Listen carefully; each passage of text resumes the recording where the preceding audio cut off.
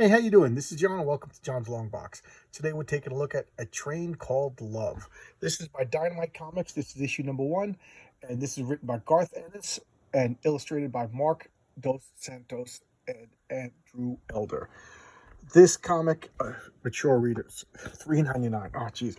I've had this in my collection since 2015, and I finally sat down and read it today. And it's a 10-issue series, and oh my God, I could not put it down. I knew I was going to like it because I like Garth Ennis. For those of you who are unfamiliar with Garth Ennis, he is the author of The Boys.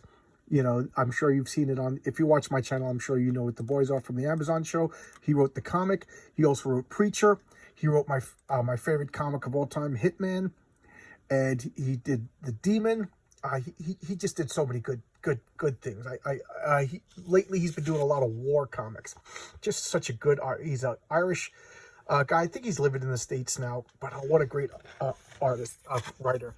But Mark Dos Santos, I know nothing about him. This is my first introduction to him. The colorist, Andrew Elder, I know nothing about, and so I'm sorry, but I don't know any of these other people. But this is, oh my God, I could not put it down. Could not put it down. So let's just skip through this. So it's a cast of characters. It's like most of Garth Ennis, it's character driven.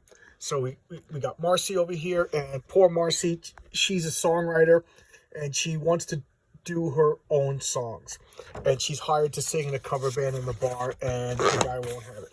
This is Aisha, and she's just a lunatic. She's just impulsive and insane, and like some of these characters, they start. Well, I'll get into that, but some of the characters.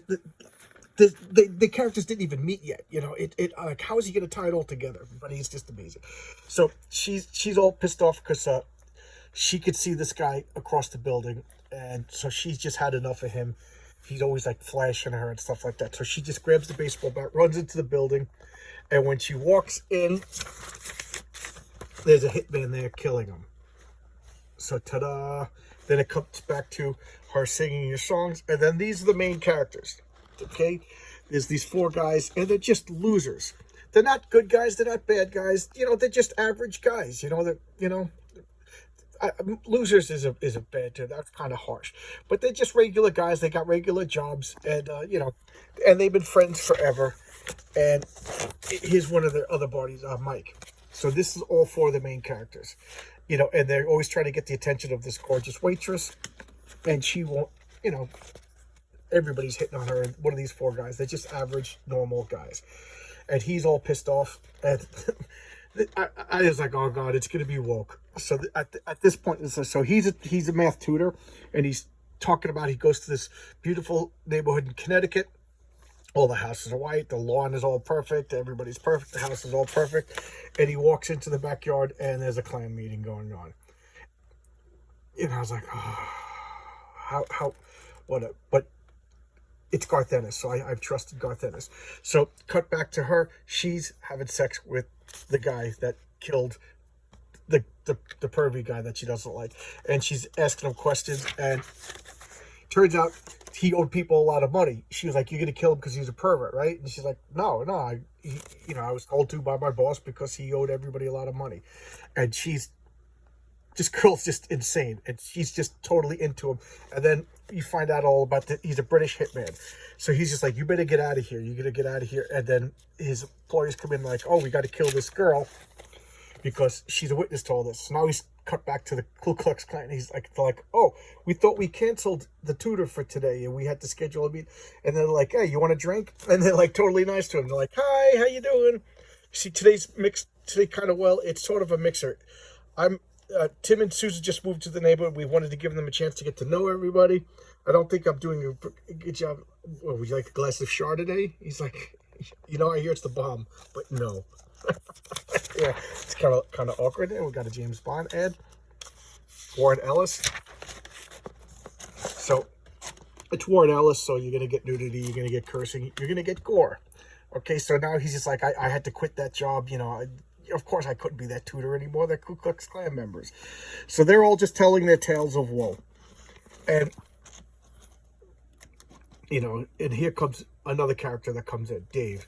And Dave is one of their buddies, but on the peripheral. Okay, and these are the two guys that are supervising the Englishmen. These are two. Leave it to Garth Ennis to have two over-the-top characters, and these are the two Germans. And they talk with stupid accents. Silence, Engländer Schwein. And like, you have to kill this girl. You have to kill her because she's a witness. And they're like, you're not going to kill the girl. And here's where it gets crazy. Okay, so they pull out the guns. He's telling the girl, get behind me, jump out the window.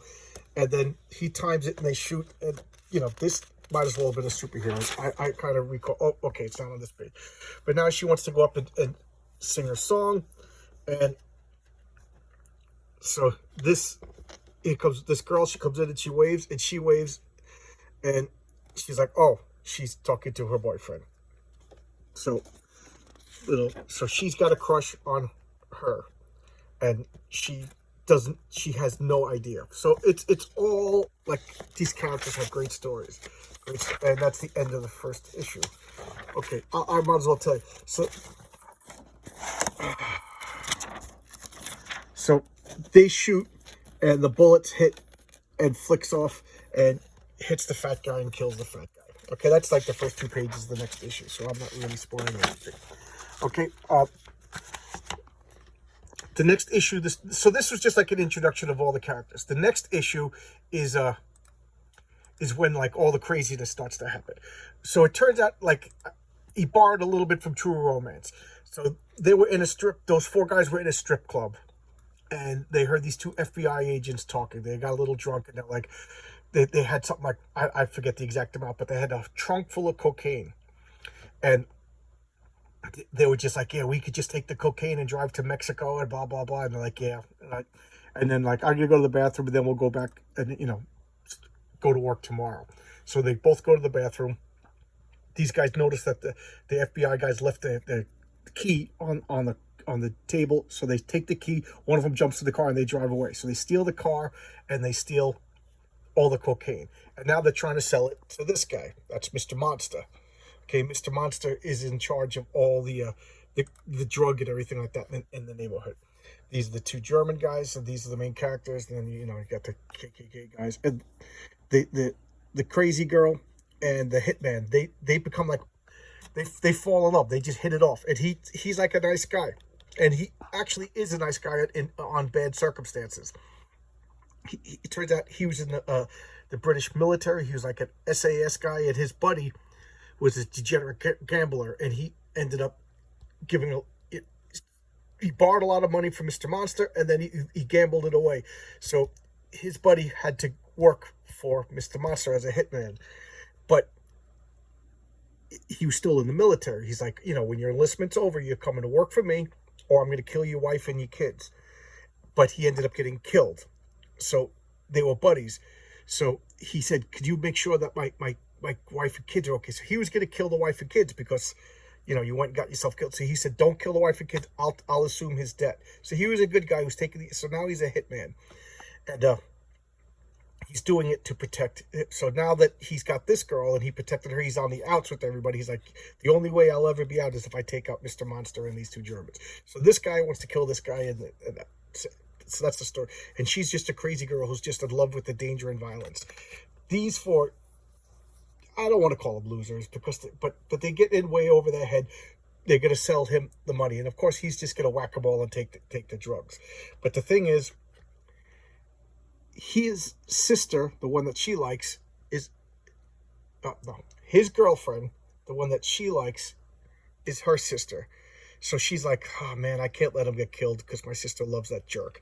So now he's protecting them, and it just goes off the rails. It's like, just insane. Highly recommended. You can get the trade paperback. All 10 issues are collected in one trade paperback. I don't want to spoil anymore because it's just insane. Everything I told you, you learn in like the first 2 issues out of 10. So I don't feel like I'm ruining anything. But I gave you a mild version.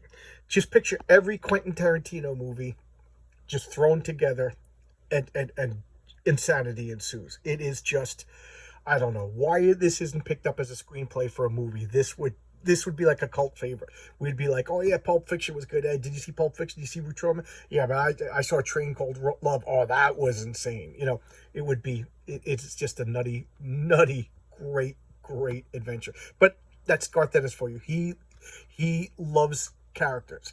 That's why I like him. He really could make an interesting character. And every one of these characters, these guys are just stereotypes, but that's the point of them. You know, just silly, ridiculous, over-the-top characters. This guy hasn't really said much. You know, he's like Paulie from Goodfellas. Paulie doesn't talk too much, but he doesn't have to. So he doesn't say, so I don't really even know what his character is like. He literally doesn't say too much. And everybody else is so interesting. And like, why is she even, you know, that, I don't want to ruin anything, but it's so good. It's so good. All right. If I talk anymore, I'm going to spoil it. And I really shouldn't spoil it. You should read this. It's wonderful. You know, it's mature. It's got nudity. It's got violence. It's got blood. It's got cursing. It's got all that stuff that you know, just imagine if it was a Quentin Tarantino movie turned into a comic. Okay. All right.